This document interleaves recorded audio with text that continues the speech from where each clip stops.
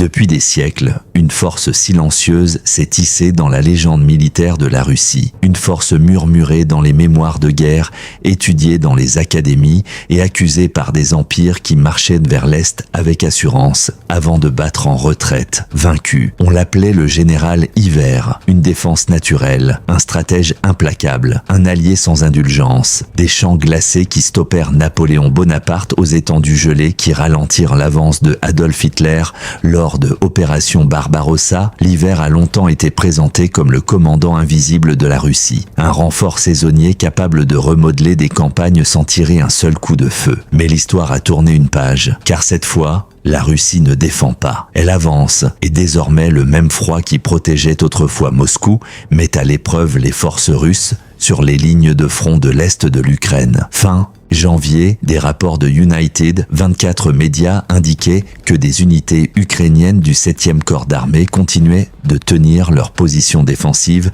dans et autour de Pokrovsk et Mirnorad. Malgré des déclarations antérieures affirmant le contrôle de ces zones, les secteurs nord restent disputés. Les engagements se poursuivent, les positions évoluent, les avancées et les retraits se succèdent sous des conditions implacables. Mais voici le facteur qu'aucun stratège ne peut totalement maîtriser, la température. Selon des informations relayées par la BBC, les relevés matinaux dans la région de Donetsk sont descendus jusqu'à -14 degrés Celsius. Et il ne s'agissait pas d'un simple épisode isolé. C'est l'hiver sur la steppe. Pour les forces en défense, la préparation change tout. Abris, sources de chauffage, logistique rotative, lignes d'approvisionnement stable. Ces éléments deviennent essentiels lorsque le gel s'infiltre dans l'acier comme dans la terre. Pour les forces à l'offensive, surtout celles opérant sans ravitaillement véhiculaire constant, l'équation se complique considérablement. Un responsable ukrainien des communications militaires,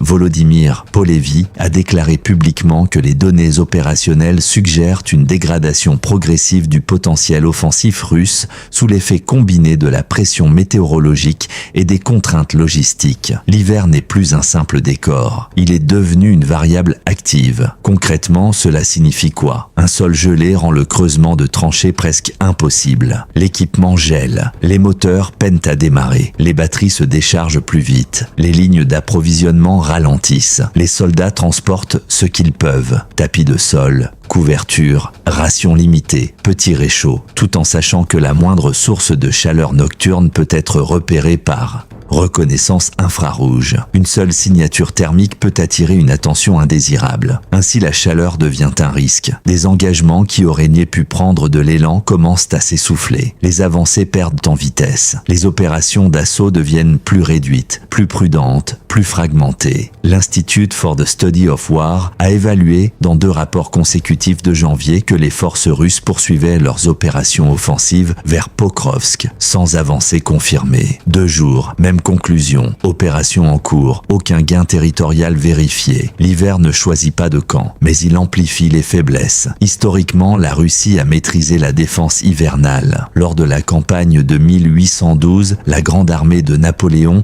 a souffert d'effondrements logistiques et de températures glaciales. Pendant la Seconde Guerre mondiale, les colonnes blindées allemandes ont affronté des pannes mécaniques et une exposition extrême qui ont compliqué leur progression vers Moscou. Même l'invasion suédoise du début du XVIIIe siècle menée par Charles XII a subi des pertes considérables avant la bataille de Poltava qui a redessiné l'équilibre des puissances européennes. Des campagnes entières se sont effondrées, non seulement sous le feu adverse, mais parce que la logistique a cédé face à la neige, à la glace et aux distances. Aujourd'hui, la même leçon résonne, mais les rôles sont inversés. La Russie, désormais à l'offensive, affronte les défis environnementaux qui jouaient autrefois en sa faveur. Des rapports supplémentaires évoquent des tensions persistantes au sein d'unités d'assaut opérant en terrain découvert. Sans soutien véhiculaire soutenu, les troupes dépendent fortement de ce qu'elles peuvent porter. Les délais d'évacuation s'allongent lorsque la boue gèle et que les routes deviennent dangereuses. L'Atlas au Letlajów Logistique médicale, déjà complexe en conflit de haute intensité, devient encore plus fragile par température négative. Le média indépendant russe Mediazona a rapporté des données démographiques indiquant qu'une proportion croissante des pertes russes confirmées concerne des tranches d'âge plus élevées, entre 46 et 52 ans. Selon les politiques de mobilisation ou de recrutement, cela pourrait influencer la capacité d'endurance au froid. Par ailleurs, des analystes comme Stéphane Korchak du Kyiv Post soutiennent que ces conditions favorisent des unités hautement entraînées et adaptées au froid, et que des opérations prolongées exigent une résilience logistique significative. Lorsque l'un de ces éléments vacille, l'hiver en amplifie l'impact. On observe aussi des adaptations inhabituelles sur le champ de bataille. Des rapports mentionnent des couvertures de camouflage expérimentales destinées à réduire la visibilité thermique, possiblement pour contrer la surveillance par drone. Dans un récit largement commenté par Défense Express, un soldat aurait été positionné comme relais de communication stationnaire, décrit comme une antenne vivante, maintenant un équipement pour assurer la continuité du signal. Peut-être que l'indicateur le plus révélateur ne réside pas dans des titres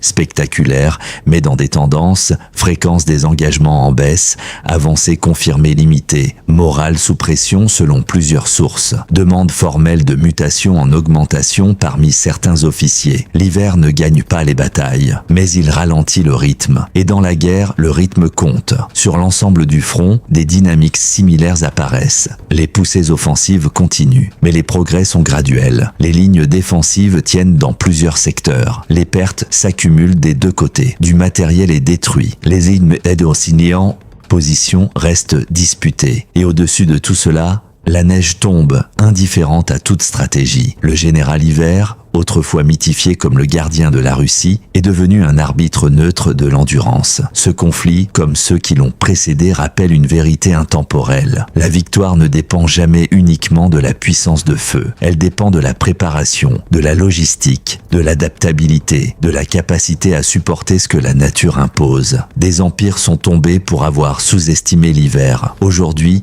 l'hiver met tout le monde à l'épreuve. La question n'est pas de savoir qui lance le plus de frappes. La question est de savoir qui résiste à la saison. Et tandis que les lignes gelées de Pokrovsk et Mirnorad demeurent engagées dans une tension persistante, une chose est certaine, l'histoire observe, car parfois la force la plus décisive en temps de guerre ne porte pas d'uniforme. Elle arrive avec la première neige, et lorsque les premiers flocons se déposent sur les blindés immobiles, sur les tranchées durcies par le gel et sur les routes devenues plaques de glace, une nouvelle phase commence, plus lente, plus silencieuse, mais tout aussi décisive. Les cartes ne changent pas toujours rapidement en hiver. Les lignes ne bougent pas avec la même intensité. Pourtant, sous cette apparente immobilité, les équilibres se redessinent. Car le froid n'attaque pas frontalement. Il infiltre, il use, il épuise les ressources invisibles. Carburant consommé plus vite, mécanisme fragilisé, morale mise à l'épreuve par des nuits interminables. Chaque déplacement devient calculé. Chaque engagement est précédé d'une hésitation supplémentaire. Chaque décision logistique pèse davantage. Dans ces conditions,